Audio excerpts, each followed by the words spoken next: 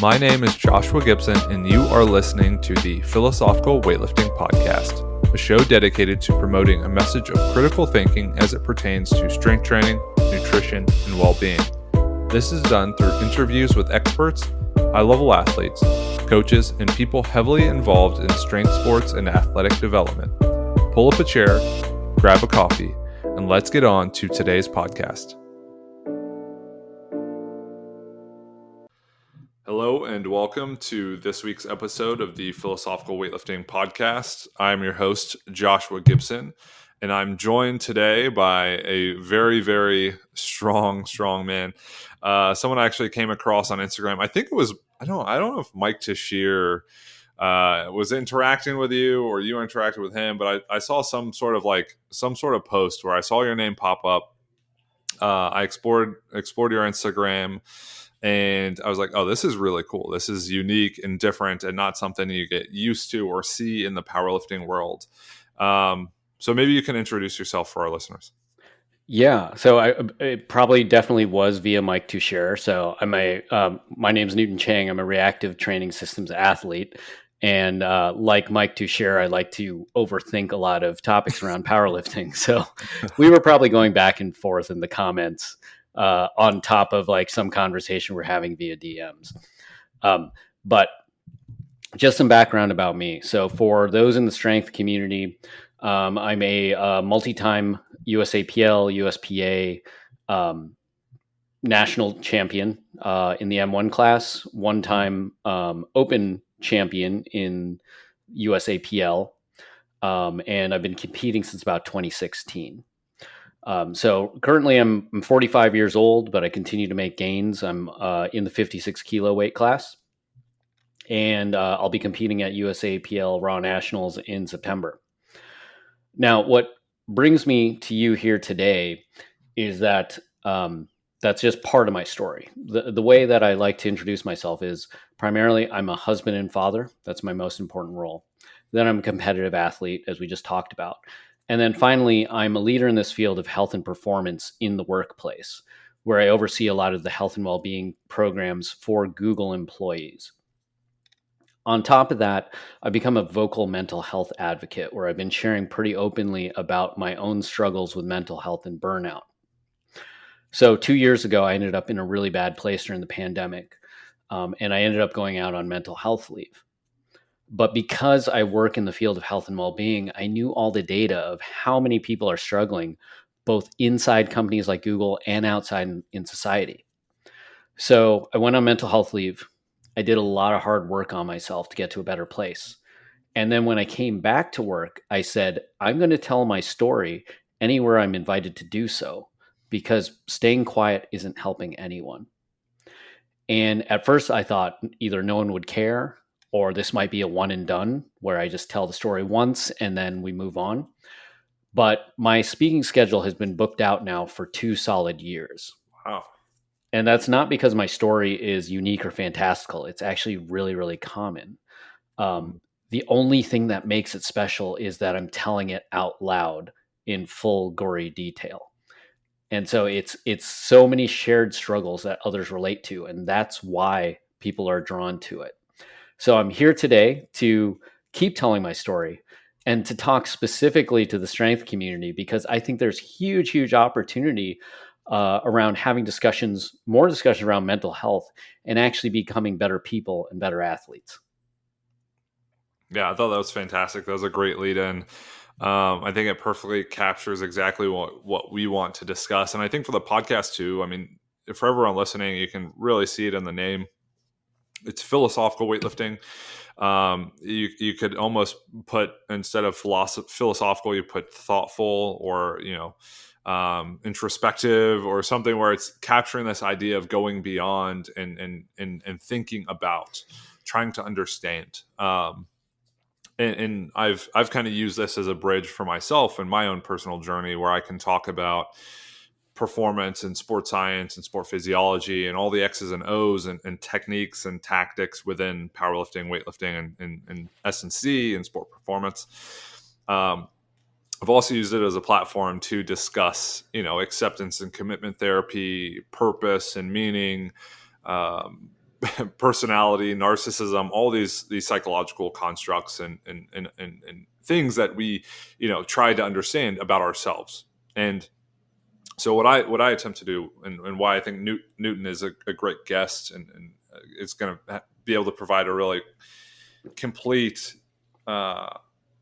really awesome perspective on all this, is because there's this intersection of, being curious, wanting to understand, and then also having your own experience of life that you could want to understand. So it's not just wanting to understand things external to, like the snatch or the squat has certain biomechanics and biomechanical principles that it adheres to. Joints work in certain ways, the bar moves in certain speeds and positions, and we can talk about that. We can talk about the programming and planning components until we're blue in the face, but at the end of the day, the person behind all of that is just that. They are a person. They're a person who experiences thoughts, feelings, and emotions, and does that not within a bubble, but with other people, and other, outside and in the environment, right? A very complete, comprehensive, complex environment. So, myself personally, I kind of, I'd like to reiterate what Newton was saying about kind of struggling with this like mental health concept, or struggling with mental health. I feel like I've struggled with that, as well as I've had a lot of major life changes, and a lot of there's a lot of uncertainty, and there's a lot of, unpredictability, and there's a lot of asking a lot from yourself that you don't know if you have. And that's been a challenge. And I personally, and Newton, I would love to kind of explore this, but I've personally been seeing a therapist for a handful of months. I saw someone prior to that, but I think seeing that as almost like the stepwise journey of having a therapist where you can create a safe space to talk about your own mental life, how you experience things, how you process things, how you think about and communicate them, having that really safe, non-judgmental place to be able to explore that, so you can take it out into the world and say, hey, here's why I feel the way I do about what's happening, and I can communicate that, and you can understand and empathize with where I'm coming from. Totally. I think that's incredibly important. So that's kind of my background for why I feel like you're a great guest to have on the podcast, and why I think this is going to be a great conversation. So maybe you can jump us off, if you wouldn't mind, with what was that initial kind of incident, if we want to call it that, but what was the tipping point that kind of allowed you to wake up to what was happening? The mission of Weightlifting House is to bring the sport of weightlifting closer to the coaches, fans, and athletes. They're able to do this by supporting the Philosophical Weightlifting Podcast. You can use the code PHILWL, that's PHILWL, at the USA Weightlifting House store. That will save you 10% off all products, including bars, straps, wraps, singlets, and anything else you could imagine. That is PHILWL, PHILWL, to save 10% off everything at the Weightlifting House store. And by supporting the podcast, you support Weightlifting House. Yeah, so I think the second way you put that, wake up to what was happening. So to use a powerlifting analogy, let's say you're doing a squat one day and you tweak your back. It could have been just that rep, but oftentimes you have to start unwinding, okay, what's going on with my body? Am I bracing wrong? Something off of my hip hinge? Do I have lingering injuries? And so for me, if we go back to the beginning of the pandemic, things really, really accelerated at work. And so we took on a lot of additional responsibilities because we were in a time of crisis. And I was raised that in a time of crisis, that's when you lean in and you lead. And so we showed up everywhere we could. We helped out more. We took on more work across the organization. And we really tried to just keep checking in with one another because we were all struggling. And so it was exhausting, but it felt like the right thing to do.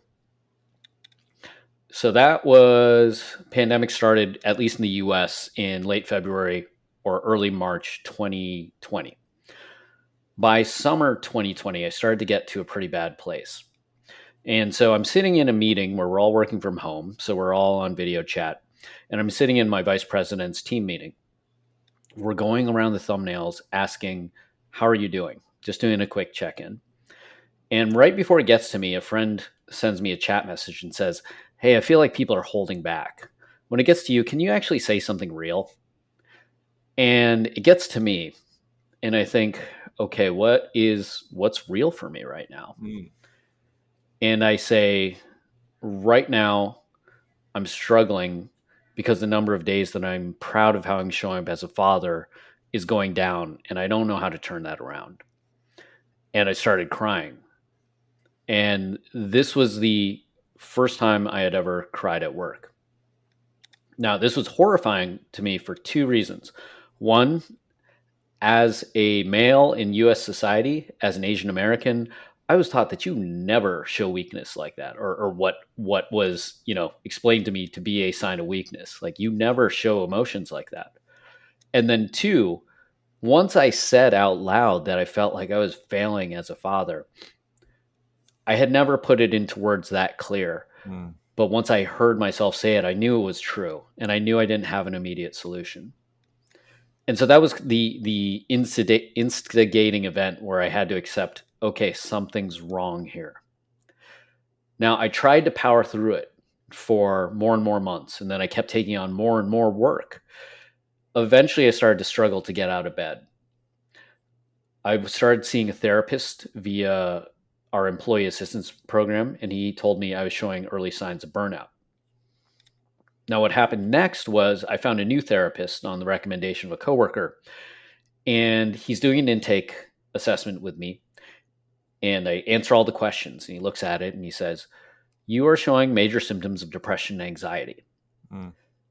And I was taken aback. I go, "What are you talking about? Like, I've never had any struggles with mental health that I'm aware of." And he said, "Well, you answered yes to all these questions. And so this indicates you have major symptoms of depression and anxiety." And then I said, "Isn't this just what it feels like to work hard?" And then again, he pushes back and says, "Yes, it can, but this is also depression and anxiety." And then this was the final aha. And it was another one of those things where it came out of my mouth first, and then I realized what I had just said. I said, "But I felt like this off and on since high school." Mm. And so that was my aha, where I suddenly realized, oh, this is what depression and anxiety feels like. I had no awareness of that, and I had no vocabulary to explain what was going on with me. And I didn't know I had a choice to not feel like this, that I could live differently. And so this indicated to me, like, okay, this precedes the pandemic by quite a bit. So fast forward another few months, I talked to my boss. I explained to him I need to go on mental health leave. Before I go, I'm going to give a keynote at a Google Health and Wellbeing conference. And my plan was to tell everyone about like the amazing intersections between Google technology and health and well-being. But knowing what was going on with me and knowing how many were struggling, that didn't feel right. Mm. So right before the talk, I threw out my entire plan and I told people what was really going on, and that I had been long struggling with depression and anxiety. I'd soon be going out on leave. And if we were going to have a discussion about health and well-being, that was the most important thing that we as leaders in the health and well-being field needed to talk about. So after that, the story was out there. And in January 2022, I went on leave, and I was out for about 6 to 8 weeks. After that, I actually went on new parent leave because we adopted our second daughter. Mm. And then after that, I came back to the workplace and I started telling my story. And I've been doing that now for 2 solid years, and it's not slowing down. Yeah, I mean, there's a lot to unpack. I mean, what was that like, from the standpoint of, I think you kind of hearing like there was a deciding moment where all these things that were kind of internal to me and that I had been experiencing, I was finally able to express them and talk about them openly. Maybe you could talk about from both perspectives of, and anyone who's listening who's had those conversations with people they're close with, or maybe even not close with, but have had those conversations like, no, this is how I'm experiencing life, and it's been really uncomfortable. There's like that internal physiological response to it of like, this is a hard thing to do because I want to say that it's not typical or it's not normal. How many times throughout a day you kind of run into a situation like what you mentioned on the Zoom call, which is, how are you doing? Doing fine, doing well, doing good, doing, I'm okay. And that's really the extent of it. I don't think there's really ever that opportunity, or people aren't either given the opportunity or don't look for it to unpack that stuff. So what was that like from your own perspective of kind of like mustering up the ability to have that conversation in the first place and to bring all of that up? And then on the flip side of it, you obviously said, you've been giving a lot of talks about this stuff, but how was it received, and how do you feel that impact is kind of carried through others kind of beyond, just you telling your story?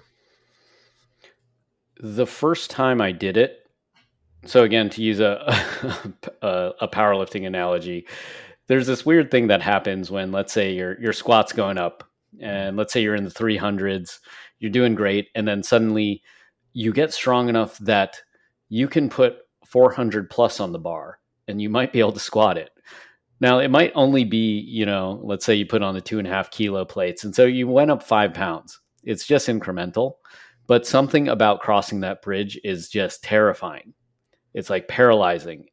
And so you kind of have to leave your body and just say, I will execute. That's kind of what it was like for me, where, I didn't consciously plan out what I was going to say. But when someone said, what's real for you? It started with the emotions of like, what am I feeling? And then it got to, why am I feeling it?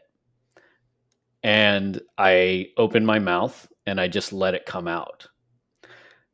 And so it was incredibly uncomfortable because I both knew I was in a bad place and I kind of wasn't totally conscious of what was going to come out of my mouth.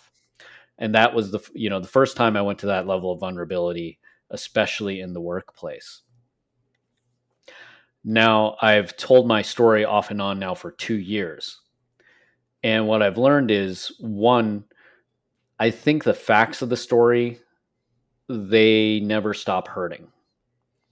Like, it's a reminder. I feel like I let my family down. I let myself down. I let down my team at work. And so that never stops hurting. But you get much more skilled at, I think, one, piecing together your story in a way that makes sense and feels meaningful to you. And then second, delivering it to others in a way that makes you feel connected so that they can feel seen too. And so it's almost like become a technical skill. Like, yes, it's highly emotional. Yes, it's a really strange, odd thing to do. But what I've learned as I've done it more and more and more is there's a deep skill in there. And when you learn that deep skill, you learn new ways of, I think, one, processing what's going on with you, two, communicating that to others, and then three, caring for others by helping them feel connected to you with your story. Hey, what's up, weightlifters? Danny here, founder of Onyx Weightlifting Co., a leather accessories company specializing in weightlifting gear. In our shop, we make gear that doesn't get in the way of your performance because we understand that hitting lifts requires your full attention. Our straps, wrist wraps, and belts are designed to be comfortable and reliable, so all you need to do is make lifts. Thanks for listening to our friend Josh's podcast. You can continue to support him by visiting our online shop at onyxstraps.com and using his code PHILWL. That's PHILWL at checkout. See you on the platform. Yeah. And I think, I'd love to kind of explore what you mentioned about, the first time you said it, it's almost like you kind of shut off a little bit to allow what you were feeling to come out. And there are two things that I kind of picked up there. One, it kind of relates to what you mentioned in the intro when you're talking about Mike Tashir and your interest with training and how you like to overthink, training. And, I'm also currently in academia as a PhD student and someone in the space of communicating information, developing information, packaging it, telling people about it, and then putting it into practice. So there's a lot of like intellectualization that goes on. Everything's really, really heady. It's really theory laden. I love words. I love talking. I love thinking. I love thoughts and ideas. What that can do is kind of occlude you or cut you off from just experiencing and just allowing to happen. And again, kind of coming back to that therapy idea is like you're in this space where, at least for me personally, I want things to not be occluded. I don't want to really sit and have to think and linger and conceptualize and put into words. It's more so just like I can question or maybe not understand what I'm feeling or experiencing, but I would rather it come out and then retroactively think like, oh, that is something I've been experiencing, or that is how it's felt. So I think to me that kind of makes sense. That's been my own personal experience too, with here's everything. Let's unpack it. Versus trying to like finally tune and figure out and understand. So that completely resonates with me. Yeah. Question: what are you getting your PhD in? So the program. So it's basically kinesiology, but the concentration is applied sports science. Okay. Yeah. So it's a lot of the work we're doing currently is force plate testing with high school athletes, and we're doing counter movement jumps. And very cool. Yeah. So I love to think. Yeah. If you want to get into complex mental health conversations, work with high schoolers. Yeah. So good. I'm glad you're in this space because I think you'll be better prepared than many others. Yeah. I agree. And that's, that's something else. So, I would think there are kind of a few layers to this. There's your own experience, and there's the processing and understanding and working through from that initial experience, and kind of what you hold from that. You mentioned it's still hard. How has it changed the way you've kind of, you hate to say lived life, but it is really that. How has it changed the way you've experienced life, kind of having that initial kind of breakthrough, and then being able to use that and facilitate it and communicate it with others? Has it changed the way you interact with your own thoughts and feelings and emotions, and then the way you're able to communicate that and then interact with other people? Yeah. It's definitely so, both for myself and for how I show up with others. So actually, back to Mike Tuchscherer and Reactive Training Systems. I was on their podcast before I went on mental health leave, and I was talking about how I think about my life, and I think about it as a 3-legged stool, where one leg is my role as husband and father, the second one is competitive athlete, and the third is leader in the workplace in this field of health and performance. And when the way I used to describe it is like a stool, when these things are in balance, then I'm in balance. I perform at my best. What actually happened when I really started to burn out was that I wasn't acknowledging that these legs are not equal. So it would be terrible if, my work performance went down the tubes. If I were to hurt my family, that's catastrophic. Like, those things are not comparable. And so I got to a place where there was a lot of cognitive dissonance of what I was seeing in my life, where I was saying my most important role was husband and father, but I was underinvesting there so that I could keep driving at work, because that's just how I'm wired, for good and bad reasons. And so as I do these talks now, like if you listen across all the podcasts I've done, I'm very particular about the order I introduce myself. It's husband and father, competitive athlete, leader in the workplace. And it is always that. And that's because that's the priority order. Husband and father is the most important role. Competitive athlete, I actually put above my professional role, because in order to be a successful competitive athlete, I have to do so many of the health and well-being behaviors correctly. And then my professional role, leader in the workplace, that has to stay third, because I'm wired in such a way that that's going to keep trying to claw its way up the priority ladder and take over everything else. So now I have to consciously put it in its place all the time. So that's how I have started to think differently about my life. in the way that I show up with others, it's interesting. Like doing all these talks has helped kind of change what people expect from me. So a lot of people now know about that I do this work around mental health advocacy. And so one, they expect me to start talking about feelings and emotions. That's one thing. And so it makes it much easier. And then two, a lot of them, because they have nowhere else to talk about feelings and emotions at work, they'll actually seek me out. Like I get a lot of random chat messages from people who I don't know at all in my company, and they don't know who else to reach out to. So they reach out to me and just say, "Can we talk?" So it's a little weird, but I'm glad that and it's not scalable for me to talk to everyone who's struggling, but I'm at least glad that they know I'm there and I can be there for them if they're getting to a bad place. Yeah, no, that was beautifully put. And it almost, this kind of begets the next thing and the next thing and then the next thing. So you kind of like are able to become this advocate for, and then that almost facilitates itself.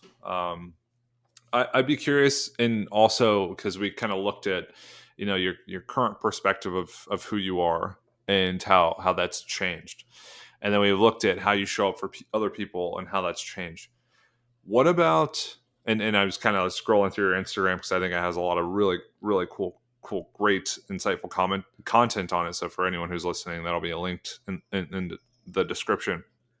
But there's a story about kind of being in the wrong career.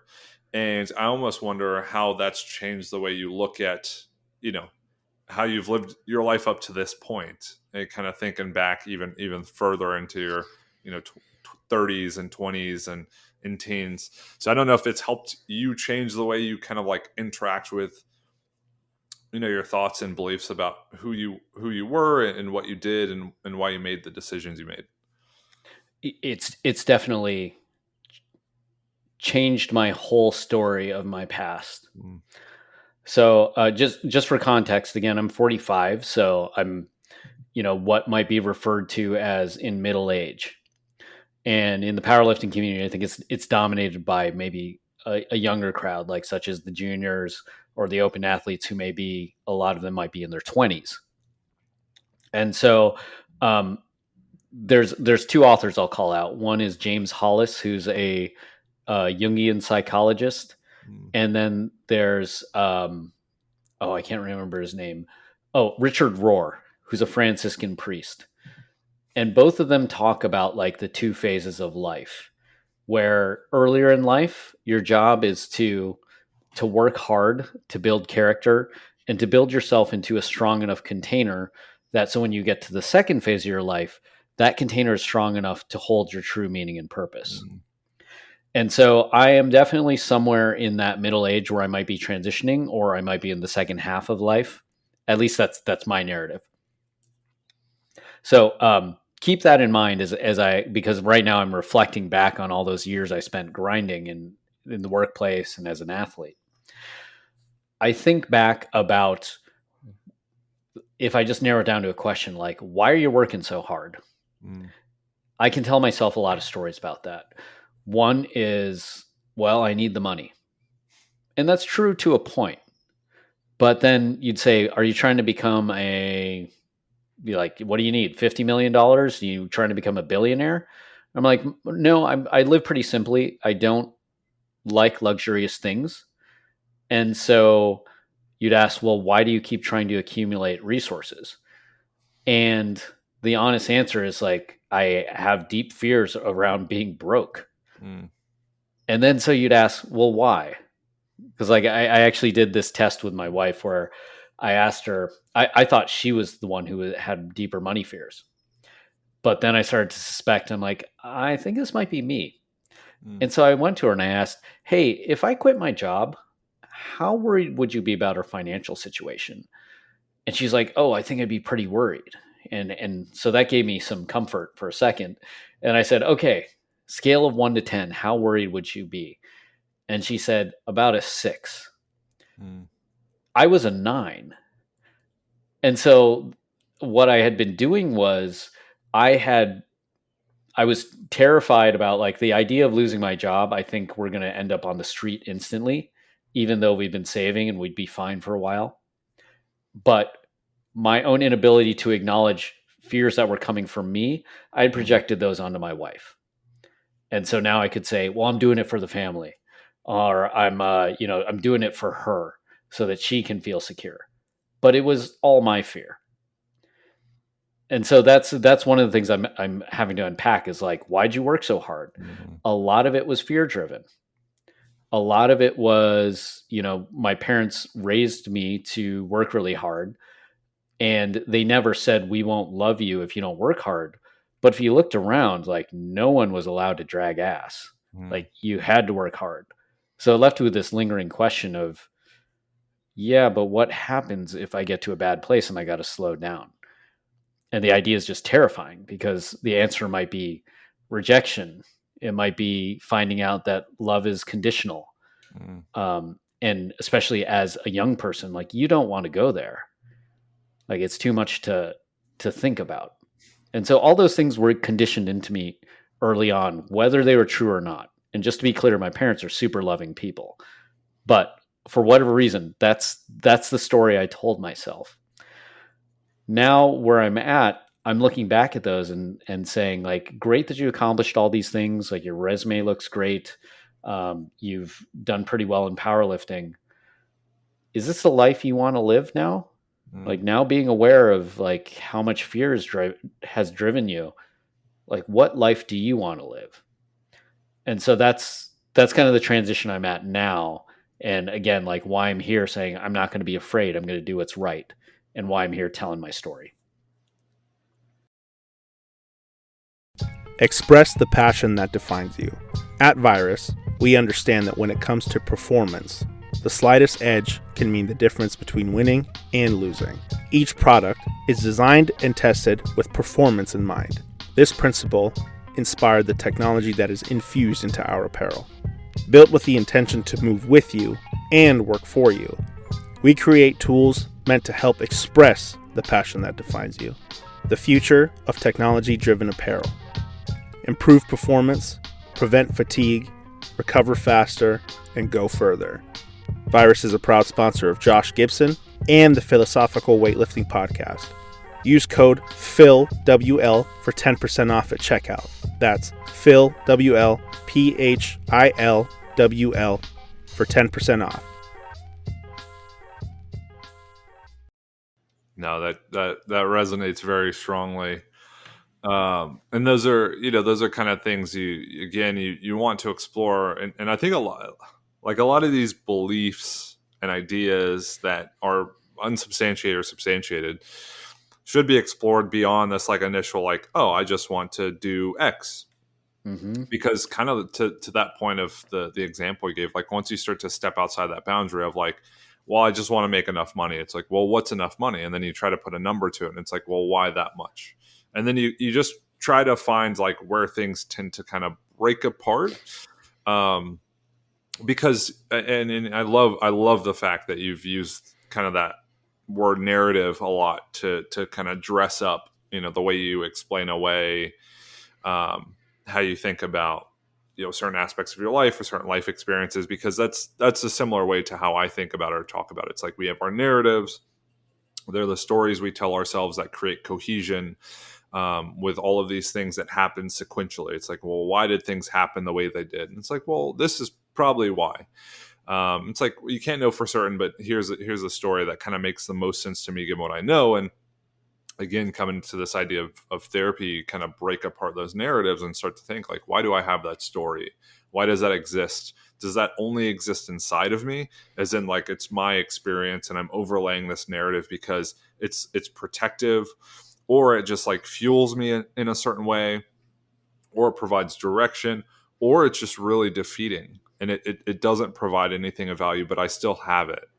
And then it's like, well, then the process becomes, well, how can we change it? How can we create a more realistic narrative? And that tends to be kind of stepping outside of yourself, and thinking about things, kind of that idea of and an example to kind of make a point is like the spotlight effect, mm-hmm. which is like, oh, here's this thing that I feel about myself, and I'm sure everyone else feels this way too. And it's like, no, people probably don't think about it. They're probably really focused on themselves, or here's this thing that I think is going to happen. It's like, well, what's the likelihood that it actually does? And it's like realistically very low. But it's not that it's comfortable to have that narrative. It's just convenient. And it takes work to kind of break away from it. So I love the fact that you kind of explained it as you did. Actually, can I share something that I've learned as my social media following has grown, kind of related to the spotlight effect that you were talking about? Yeah. So as every once in a while, one of my posts will go viral. And when it goes viral, a bunch of people kind of flood the comments that maybe aren't my ideal follower, let's say. And so they find this older guy spouting off about mental health and being very vulnerable. A lot of the comments from guys will amount to something like "suck it up," and some of them might do it in a way that's kind of rude. And then what happens is a lot of my followers will come to defend me, and they'll start attacking the troll, and it'll go back and forth for a while. And so I get to watch, like, how hard does this person want to fight about this? And what I do eventually, like, I never jump in and attack the troll. Eventually, what I do with many of them is, like, well, one, in the comments, I just keep asking questions like, why do you feel that way? Or why do you think that? What I often get to eventually is they DM me or I DM them. And I ask, like, I'm just curious. I'm just some random dude posting stuff on Instagram. Why did you feel compelled to, like, say something so strong? And 100% across the board, this person has been a struggling, lonely male who is lashing out and didn't know how else to connect with people. And so they didn't care at all about what was going on with me. Like, what they were doing was seeking connection and doing it in a really unskilled way. And so, like, they were kind of like projecting their own struggles onto me and the other commenters. A lot of the people who were defending me were projecting their own situation onto the troll and saying, like, why are you being like that? But underneath it all, like, everyone is pretty human. Everyone's doing the best they can with what they have, but many are really struggling. Yeah, and I think a lot of that struggle, from my own personal experience, comes from not really understanding what it is that kind of. And I think you had a great example of this. Like, you talk about how you kind of identify, with what's most important to you, and the first thing you listed is being a family man, and then an athlete, and then a workplace leader. And I think it's important to be able to understand that, because it allows you to, one, better understand what is going to be fulfilling and what's going to provide you with, I don't want to say a life worth living, but it's going to round out the edges basically of your life. And I think, in therapy and in doing that work, you explore things that you value. And my therapist asked me that question, like, what are the 3 things that you value? And I don't think I rank ordered them, but it was intimate relationships, which I think could be synonymous with connection. And then it was physical health and well-being. It's like I've lifted weights for over a decade in many forms and fashions, and I've been aware and cognizant of my nutrition and what I eat and how I eat. And then the last thing was curiosity, and I sometimes you can amend that and say intellectual curiosity, but it's just this natural curiosity of the way the world is and works, and those are the 3 things I value, and I found that understanding that has allowed me to understand a lot about myself from the perspective of what I want to prioritize. So this weekend, I was going for a walk the other day. This weekend, I thought it'd be a nice idea to go for a hike. So on Saturday, I'm going to pack up. I'm going to drive somewhere nice. I'm going to go for a 3 to 5 hour hike. And, like, that fits in perfectly with what I want. At least for one of those, or for 2 of those values, right? It's kind of this curiosity, this exploration, and then it's also on the kind of health and well-being side. I think, I could be speaking incorrectly for a lot of people, but I feel like maybe it's less common that people understand what truly satisfies them and brings them this like meaning and purpose. And they don't know what they value. And it's just kind of this like bouncing around from like, oh, I'll kind of go here and hang out with these people and do this work stuff, and I have these hobbies, but there's no like deeper connection to what really resonates at like a very base level, or like ground floor level. Do you feel like you've had similar experiences? Oh, totally. So back to my therapist. I was we were talking a few weeks ago, and I was just ranting about work. To be honest, like it was a really difficult time, so I was just unloading about work. And then eventually he cuts me off and he says, "Well, let me ask you a question. I know your history with academic achievement. Are you still trying to get straight A's right now?" Mm. And like that just felt like a punch to the face, because I knew he was right. And I said, "Yeah, I think I am." And I thought he was going to say, You're a grown up now. You don't need to do that." But instead, what he said was way more empowering. He said, "It's okay if you want to get straight A's. Actually, it's a good thing. But at this point in your life, only you determine what's on the test, and only you determine the grade." And so what I realized was, without getting really, really, really clear about what I think should be on the test, I will default to the systems around me. So at work, it's pretty clear. It's like, did I get the promotion? Did I get the raise? Is my boss happy? Like in powerlifting, it's pretty clear. It's like, did I PR? Did I win this championship? And so I've now tested that via workshops with like other, students or high achieving professionals. And it's interesting. Like I think for lack of taking the time to figure out what's on our tests, instead we seek out a system that we think will give us clarity, because clarity feels comfortable. But then that means that you can kind of go down the road, not on autopilot, like you were saying, but more like just performing to the test you were given. And then you find out you're now, miles down the road, and you're not even sure if that was the test you wanted to take. Right. Wow. That's really, really insightful. And I think that's kind of, there's a lot, to unpack. I think this is a great conversation. I know we kind of blocked off from 1 to 2. And I think maybe this would just be a great place to end. And then we could record a part 2 as well, and kind of like round things out. What are kind of some of your thoughts? Just kind of thinking about, okay, the end of a podcast, someone just listened to us talk about kind of our experiences with, mental health and things that aren't as normal or aren't as common to talk about. For people who maybe they resonate with some of it, or they think like, oh, I've kind of started my own journey. What would be your advice to them? I think the conversation, so this term mental health, it's a really loaded one. Yeah. Because it often goes right to talking about things like depression and anxiety, or maybe more distinct conditions like bipolar. Back during the pandemic, I got frustrated with that, and I started trying to Google, do some, Google searching and figure out, well, this is what it looks like to not have good mental health. These are the conditions. What does good mental health look like? And after going through, links and reading and all these things, I ended up on, you'd appreciate this as a PhD.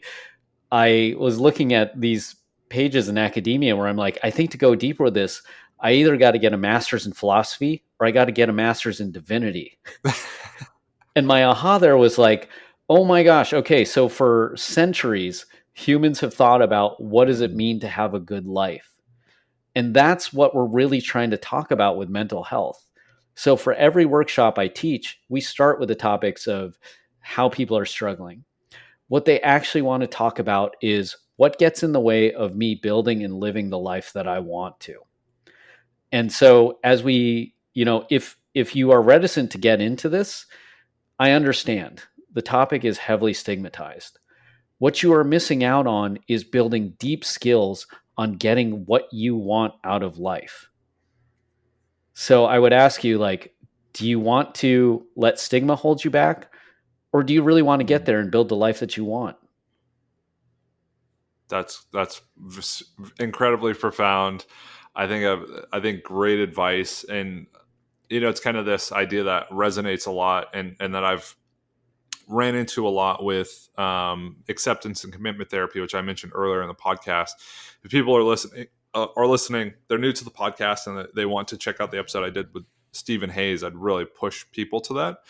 But he basically talks about and I actually read a paper recently. It was more of a philosophical paper, but it was talking about health and illness and how we can understand health and illness, knowing that it's really not black and white. But at the end of the day, it comes back to your ability to live the life that you want to live. And I think with acceptance and commitment therapy, are you able to pursue valued ends? Are you able to pursue what you find meaningful and valuable? And if you can do that, you're still going to have thoughts that you don't appreciate as much and that are tough. And you're still going to have experiences that are hard and challenging, but you're working towards this thing that has the most meaning. Therefore, you can persist in the face of. So I love that. Completely resonates. And Newton, maybe you can remind or tell listeners where they can check out your stuff, be it social media, or if you actually have any of these speaking events or engagements coming up, or people could bring you out for one, how they could do that. Yeah. So 2 places. Instagram is probably where I connect with more of the powerlifting community. So my handle is just Newton Cheng, and that'll be in the show notes. Within the workplace, again, I'm just Newton Cheng, so I can be just found on LinkedIn by searching that, and maybe we can add a link to the show notes there. Yeah. Via either of those channels, just reach out to me via DM. I would love to come talk to your organization, to your team. What I do actually is I have a workshop I call Mental Health and Wellbeing for Leaders. It sounds like it starts around mental health. What it's actually doing is that's just the starting point.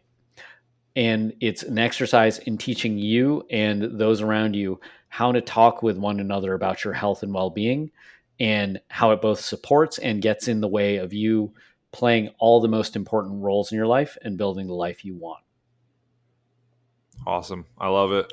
I'll link that in the show notes. For everyone listening, thank you so much for joining us today.